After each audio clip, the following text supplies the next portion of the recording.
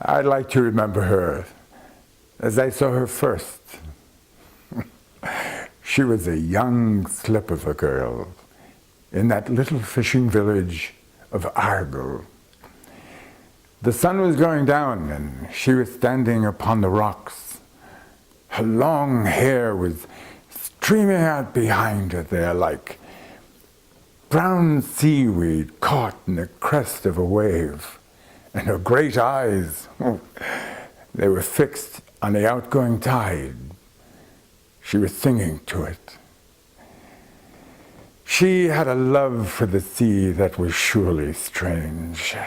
And her father, in his ancient Gaelic tongue, would say that from her birth, the great pulse of the sea had beat in the veins of her, and that she would know no rest or peace of soul away from it. No truer words were ever spoken. For love of me, she'd come out here to the far-flung prairies, not 1,000 miles from the nearest ocean bed.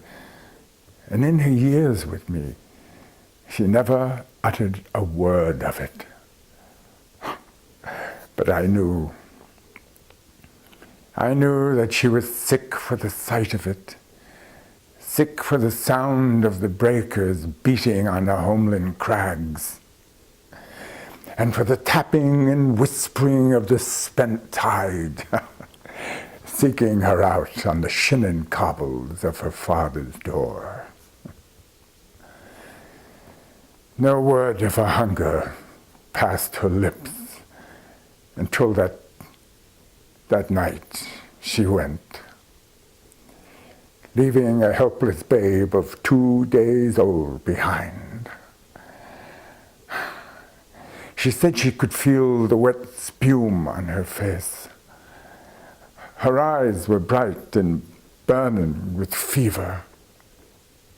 She sat up suddenly and cried out, "Can you hear it, love? Can you hear it? The tide, it's coming in. The tide is coming in."